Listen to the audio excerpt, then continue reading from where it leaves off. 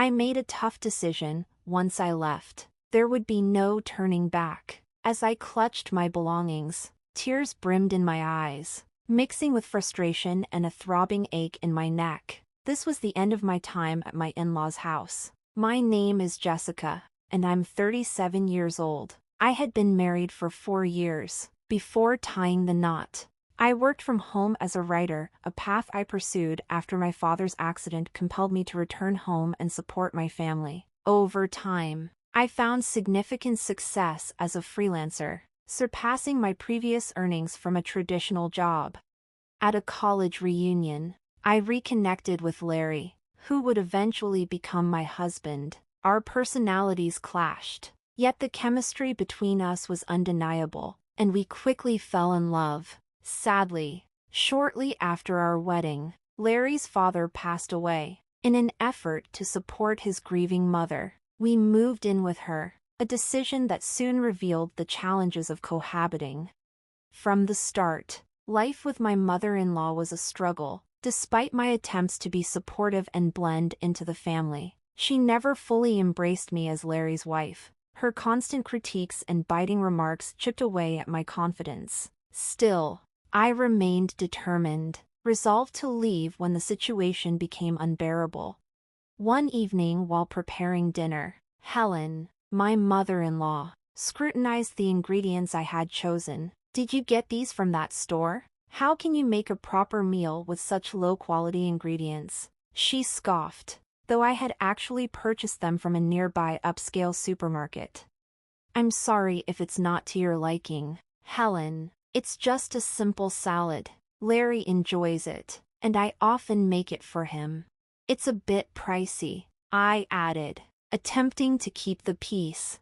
"Goodness, try to act in a way that doesn't bring shame to our family. You never know who's watching," she sighed, her disappointment cutting deep. Her words stung, but they ignited a fire in me to win her approval by honing my cooking and grooming skills. Yet, despite my daily efforts, her cold demeanor never softened. At first, I brushed off her sarcastic comments, but over time they wore me down, making me feel invisible and powerless. I longed to confide in Larry, but our relationship felt strained. We rarely spent quality time together.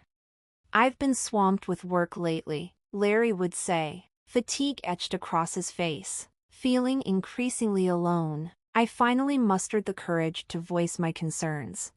"Hey, I need to talk to you about something," I began one day. "Oh, I actually have something to tell you too. I quit my job 4 months ago," Larry interrupted.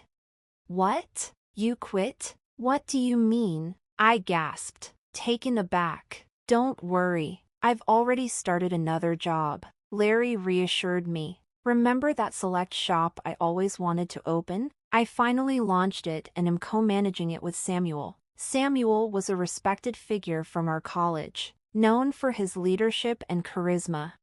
During college, Larry had developed and successfully sold a game app before starting a startup with his friends to showcase his skills. With his usual gentle demeanor, but a hint of guilt in his eyes, he added, "I didn't want to worry you or Mom. I promise I'll work harder from now on. Will you support me?" His words touched me, but I hesitated for a moment before responding. "I'll support you, but what about the rent for this house? Can you cover all of it?" I asked. He looked earnestly at me, his pleading evident. "Please, Jessica, this has always been my dream. It's taking longer than expected to turn a profit, which is why I want to invest more in advertising. I'm determined to get this business on track before we leave here. I really need your help to make that happen." Moved by his passion and sincerity, I couldn't say no. I could cover the rent with my income, and we still had some savings. More importantly, I had never forgotten the day I chose to marry him, sharing in his dreams and aspirations. "If that's the case, I understand, but only until the lease on this rental ends. Also, I want to know more about the store you're running." I agreed. "Of course, thank you," Larry said, showing me the website for his select shop. I was impressed by its charm and asked if there was anything I could do to help. "I want you to focus on your work, and please don't mention this to my mother. I don't want to worry her," he requested. With this new development, my worries about my mother-in-law faded momentarily. I was eager to support Larry's business, but the monthly expenses I had to cover kept increasing. Managing the household budget, financially supporting my husband, and even giving an allowance to my mother-in-law became my sole responsibility. My only hope was that the rental contract would end soon. One day, my mother-in-law called out to me, "Jessica, could you put aside your computer work for a bit and clean? Since you're staying here, you should take on more of the household chores." "Oh, I'm sorry, Mother. I'll start as soon as I finish this job," I replied, rushing to finish. "This is your job. Enough with the excuses. Get it done quickly. We have guests coming this afternoon. After you clean, I expect you to leave the house," she insisted. My relationship with my oblivious mother-in-law remained unchanged over time. Whenever she had guests, I always had to vacate the house after cleaning, seemingly a bother to her. Thankfully, I could work anywhere with my laptop, which was a small comfort. However, one evening brought an unexpected turn. When I returned home, my mother-in-law greeted me with a satisfied smile, saying, "Welcome back. I tidied up your room." Confused, I hurried to my office and found it indeed cleaned. In the center of the room sat a large suitcase and 2 duffel bags. Puzzled, I asked, "What does this mean, Mother? This room was meant for guests. I can't have someone like you, with such disregard for housekeeping, using it. If you want to stay here, you'll have to pay a fee. If that doesn't work for you, you can leave immediately. Don't expect to live here luxuriously without contributing," she stated firmly. I bit back my words, feeling a mix of hurt and indignation. Lowering my head to hide my emotions, I felt the sting of her final remark. "I must say, I don't see you as Larry's rightful wife." With that, she turned and walked away. Tears of frustration welled up as I felt isolated and wronged. I tried calling Larry, but he didn't answer. After sending him a message about the situation, his reply came, "Please bear with it a little longer." When Larry came home late that night, I could no longer hold back. "I'm already covering the full rent, and now she wants me to pay extra just to use my own room? Her demands are completely unreasonable," I vented. Larry looked troubled and quickly tried to calm me down. "I'm sorry, I'll talk to her. Once we leave this place, you won't have to deal with her again. Just hang in there a little longer," he pleaded. His words eased my anger slightly, giving me a glimmer of hope. The next morning, it seemed Larry had indeed spoken to his mother. We had breakfast together in an unusually quiet atmosphere, free from her usual sarcastic remarks. Since my room had been cleared, I decided to work from the dining table mid-morning. My mother-in-law approached me unexpectedly, her expression unreadable.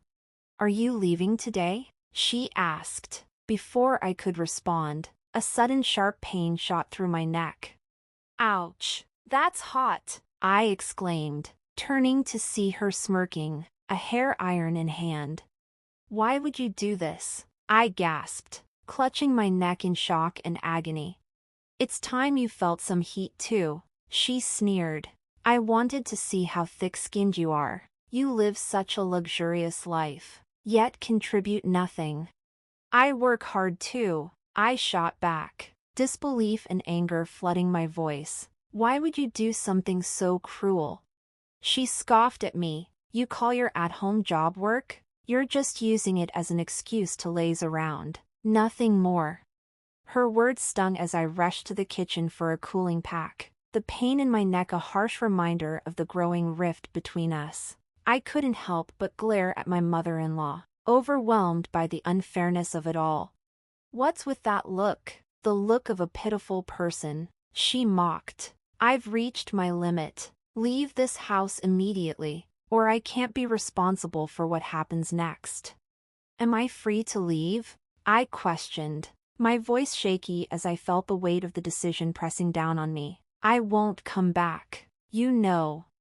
Yes, that's fine. I'm fed up with supporting someone like you, she retorted, her disdain evident in every word. Overcome with a whirlwind of emotions, I felt tears welling in my eyes as I began to pack my things. Thankfully, since my mother-in-law had organized my belongings the day before, it didn't take long. I left their home without a backward glance. After a brief visit to the hospital for my neck, I found solace at my favorite cafe, where the spacious tables and tranquil atmosphere allowed me to focus and gather my thoughts. As I debated whether to contact Larry, I was unexpectedly greeted. Jessica, is that you? To my surprise, it was Senior Samuel. It's been a while. How's Larry doing? I heard you were the co-owner of his shop, he remarked, seemingly caught off guard. I apologized for not greeting him earlier. I only helped with the website design at Larry's request, I explained. Senior Samuel looked puzzled. Co-owner? What do you mean? I just heard you were the main sponsor. I was taken aback by his words. Larry had lied. This revelation hit me hard. It turned out that Larry had rented a different apartment and had been making efforts during the initial months. Details he had kept from me, despite his involvement with the online shop. It was clear others were handling inventory, shipping, and promotion from the start, something Senior Samuel had advised against, suggesting Larry take a more hands-on approach. Larry maintained that such tasks weren't suitable for a businessman. As a result, there was no growth in foot traffic or sales, just a continual rise in expenses. According to Senior Samuel, Larry was now deeply engrossed in the internet business, spending lavishly on consultants and presenting himself as a successful business owner, all while sometimes treating his employees poorly. I was stunned by these revelations. The added strain of covering my mother-in-law's expenses stemmed from the depletion of my father-in-law's inheritance, a fact I had been unaware of until now. Larry's recent pleas for financial help were likely a result of dwindling funds, something he had concealed from me. Connecting the dots with Senior Samuel's insights, the picture became painfully clear. After thanking Senior Samuel, I left the cafe and found myself at my parents' doorstep, luggage in tow. My father greeted me with a surprised look. Overwhelmed, tears streamed down my face as I faced my parents, who had been unaware of my struggles. Tell us what happened. Your mom and I are always here for you, my father assured me, encouraged by their support. I broke down and shared everything: the harsh treatment from my mother-in-law, the financial burdens I carried for the in-laws' household, and the shocking revelations about Larry. My parents were deeply moved, sharing in my tears. There's no need to return to your in-laws. Live for yourself from now on, my father declared, his words resonating with sincerity. That conversation lifted a tremendous weight off my shoulders. What had I been enduring all these months? The only word from Larry had been a brief message asking, "Where are you now?" After ignoring several similar inquiries, his attempts to reach out ceased. It felt as if my presence in his life was inconsequential. But in that moment of realization, more than sadness, I felt a decisive clarity. As I enjoyed a simple meal with my parents, I experienced the genuine warmth of family, a stark contrast to the turmoil I had endured. While staying at my parents' house, I began to rediscover myself. About 3 weeks later, Larry called, likely because the rent was due. "Jessica, where are you? Have things calmed down with Mom? She feels bad about it. Aren't you coming back soon?" he asked. "I'm at my parents' house now, and I plan to stay here. Your mother said she's tired of taking care of someone like me," I replied calmly, determined to forge a new path for myself, free from the burdens of my previous life. Firm in my decision, I told Larry, I think we should get a divorce. His response was immediate. Wait, why divorce? If living with mom is the problem, we can sort it out. I'm coming to pick you up so we can discuss this in person. Why should we talk now when you were unreachable before? How's your business going? I asked. There was a pause before he replied. Actually, I'm consulting with a business expert. There might be a big breakthrough next month.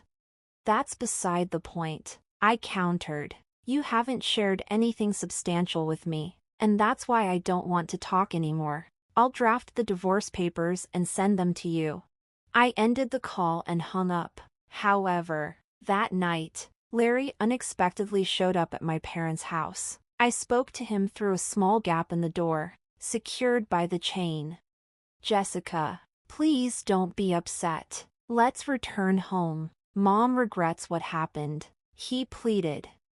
I was forced out by your mother. I reminded him sternly. You expect me not to take that seriously? She burned me with a hot hair iron. I don't know what she might do next. There's no way I can go back. I showed him the burn mark on my neck.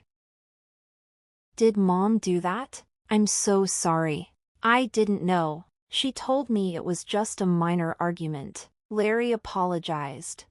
A minor argument? His trivialization of the incident fueled my anger further. I had intended to discuss divorce calmly, but his dismissiveness made it clear that a peaceful conversation might not be possible.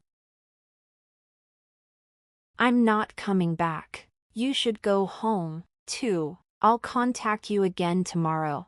Really? Will you call? I can't accept a divorce without a proper discussion. If you don't call, I'll be back tomorrow, Larry replied before leaving. Determined to confront the situation head-on, I arranged a meeting with Larry and my mother-in-law 5 days later at a chic restaurant located on the 25th floor of a luxury hotel. On the day of the meeting, I chose to wear an elegant designer dress, styling my hair up to reveal the burn on my neck. My mother-in-law's displeasure at my appearance was palpable as I arrived. Thank you for gathering today, I began, managing a polite smile as I addressed them. I've reserved afternoon tea for us, so please enjoy. Larry seemed somewhat relieved by my composed demeanor. As tea and delicate appetizers were served, my mother-in-law broke the silence. Jessica, I'm truly sorry about what happened last time.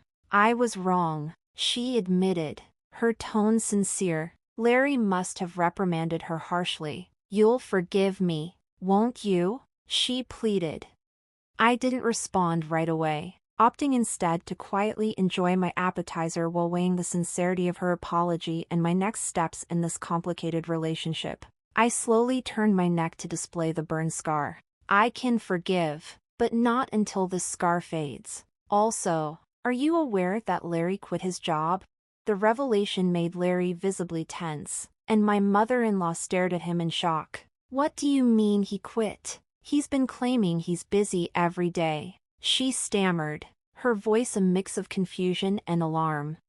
Yes, he's busy pretending to be a successful businessman, I added, trying to keep my tone steady. Larry, what's going on? Explain yourself, my mother-in-law demanded, urgency creeping into her voice. I watched the scene unfold with a bittersweet sense of vindication. Meanwhile, the server brought over a tea stand laden with enticing sweets, which I sampled while enjoying the breathtaking view from the 25th floor cafe, a view that seemed to reflect the high drama unfolding at our table. By the way, Larry, what have you been doing recently? I heard from Senior Samuel that you quit the select shop. Is that true? I asked, observing how he paled, his expression flickering between surprise and fear. My mother-in-law gripped his arm tightly, barraging him with questions. What happened? Why would you do that? I continued. I know everything, Larry. Ultimately, you were more obsessed with the idea of being successful than actually being a businessman. You had no real business sense, yet you impulsively went ahead and squandered all the inheritance your father left. Didn't you? Yes. That's right. I addressed my mother-in-law directly, whose face was now etched with suspicion and growing anger. Larry has used up not only his inheritance, but our household finances are in ruins because of his actions.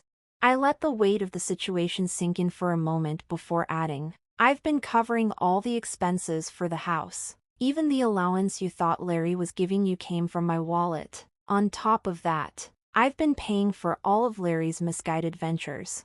My mother-in-law slumped back into the sofa, her expression one of shock and despair. The reality of the situation seemed to drain the fight from her as she absorbed the gravity of the financial disaster wrought by her son. As I observed their reactions, I continued, while he's been masquerading as a businessman, we've been sinking financially. Larry tried to offer reassurance, desperation creeping into his voice. Don't worry, Mom. With Jessica's income, we manage. I quickly interjected. Don't trivialize this. I heard you're starting yet another business. We're already scraping the bottom. No more squandering money on your fantasies. The cafe grew quiet, the tension palpable. I finished the last of my tea in one gulp and made my intentions clear. I can no longer shoulder the responsibility for both of you, who have effectively become penniless. You'll need to handle next week's rent payment. As for the divorce, we'll proceed with it through a lawyer. Larry's face fell, and tears welled in his eyes. I don't want a divorce. Please don't do this. But my decision was firm. My mother-in-law, her face ashen, implored me for help. Helen, you once said you didn't accept me as family. Well, as compensation for the burn, I'd like you to start by making this payment. I hope you still have some savings left. I stated resolutely, leaving them to absorb the shock of my words. As I exited the luxury hotel, I glanced back at the towering structure, hoping they felt the dramatic shift from their high life to their new reality, a symbolic fall from grace. Ultimately, we proceeded with the divorce. Larry resisted initially, but when I threatened to involve the police over the assault, he capitulated. I could never forgive my mother-in-law, but ensuring her absence from my life would help me forget her.